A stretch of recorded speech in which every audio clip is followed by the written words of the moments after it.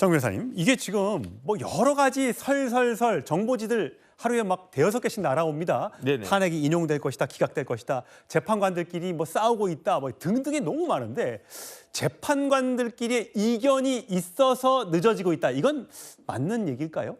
이견이 있어서 그런 측면도 있겠지만 제가 봤을 때는요. 결국은 선고 일자를 누가 정합니까? 재판관들이 평의해서 정한다기보다 예. 제가 봤을 땐 재판장이 정하는 걸 겁니다. 아, 문영배 대행이. 네네. 왜냐하면 이제 소송 지휘권이다 해가지고 내가 이제 지금은 좀 늦춥시다 이렇게 이야기하면 그래도 재판장인데 뭐라고 이야기하기가 어려웠을 거라고요. 그런데 왜 문영배 재판장은 선고 기일을 늦췄을까요? 제가 봤을 때 이미 결론이 옛날에 다 났었어요. 그거는 결국은 윤석열 대통령 탄핵 선고하고 보조를 맞추기 위해서. 그런데 왜 갑자기 다음 주 월요일로 급하게 잡았을까요? 그건 제 생각에는 민주당에서 최상목 경제부총리를 권한 대대행을 탄핵하려고 하기 때문인 것이 아닌가. 왜냐하면 아무리 문영배 재판관 등을 비롯한 헌법재판관들이라고 할지라도 대한민국의 대통령도 탄핵시키고 그다음에 소추가 되고 예. 그다음에 국무총리도 소추가 되고 심지어 경제부총리도 해가지고 넘버 4인 교육부총리가 우리나라 대통령 권한 대행을 갖다가 한다라고 하면 예. 나라 꼴이 뭐가 되는 겁니까? 그러니까 그거는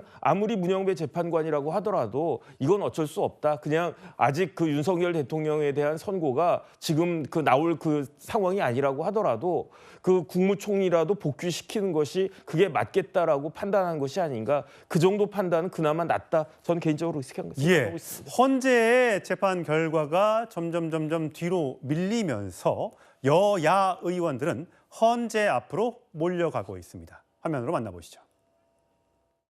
증언과 증거가 모두 이 오염되어 있는 이런 상황에서 초시계를 들고 시위를 했다라고 하는 것도 절차적으로 굉장히 큰 문제가 있는 것이다. 그렇다라고 하면 이 탄핵 소추 심판은 각하함이 마땅하고요.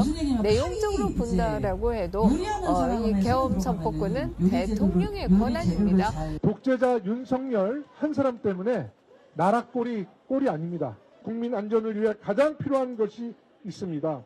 바로 헌재의 신속한 내란숙의 윤석열 파면입니다. 헌재는 내란숙의 윤석열을 신속 파면하라! 예, 헌재가 저렇게 헌재 앞에 정문 앞에서 저런 일들이 매일매일 벌어지고 있는데 여야의 생각은 빨리 선고하라. 한쪽은 빨리 인용하라. 한쪽은 빨리 기각 또는 각하해라. 이거 같아요. 자, 강성필 부대변인. 네. 지금 월요일 날 한덕수 총리의 탄핵 심판 선고. 이제 이날은 윤석열 대통령의 형사재판, 네. 2차 공판 준비 기일이 있습니다. 오늘 전해진 속보에 따르면 윤 대통령은 저 2차 공판 준비 기일엔 출석하지 않는다고 하고요. 자, 26일 날 이재명 대표의 선거법 2심 선고가 있는데 이때 또 모의고사가 있다고 하고요. 자, 4월 18일 한참 뒤에는 문영배 이미선 헌법재판관의 퇴임이 있기 때문에 늦어도 18일은 넘기지 않을 것이다 라는 얘기가 있습니다. 네. 언제로 지금 예상하세요?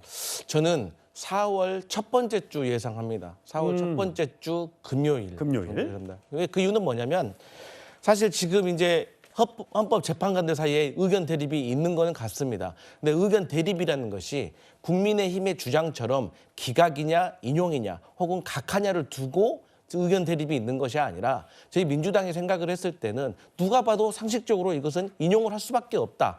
다만 증거 채택을 어떻게 할 것인가, 예를 들어서 홍장원이라든지 각종 군의 어떤 증거가 오염됐다고 판단해서 넣을 건가 뺄 것인가, 아니면 또 문구에 있어서도 헌법 수호의 의지가 명백히 없었다라고 할 것인가, 아니면 부족했다라고 할 것인가, 예. 이 정도인 것이고, 또 이 탄핵 인용의 주요 사유가 아니라고 하더라도 다른 쟁점에 대해서도 어쨌든 의견을 좀 정리하는 시간이 좀 필요할 것 같습니다. 그렇기 때문에 한덕수 국무총리를 빨리 복귀시켜 놓고 그 2주 정도의 시간을 좀 안정시켜 놓은 상태에서 윤석열 대통령을 좀 인용하려고 하는 것인가라고 저희가 생각을 하고 있고, 앞서 말씀드렸던 그 증거가 저희의 주장이 맞다면 월요일 날 한덕수 국무총리에 대한 탄핵 기각 사유 중에서 내란 방조의 혐의를 보면 저희가 정확히 더 확신할 수 있을 것 같습니다. 강성필 부대변인도 탄핵 기각이라고 하는 거 보니까 일단 기각은 기정사실화 하시는 것 같네요. 어려운 문제인데요. 예, 저는 그래도 개인적으로는 그렇게 생각합니다. 예, 알겠습니다. 자, 한덕수 총리에 대한 선고 월요일 날 어떻게 날지 한번 내용을 지켜보도록 하시죠.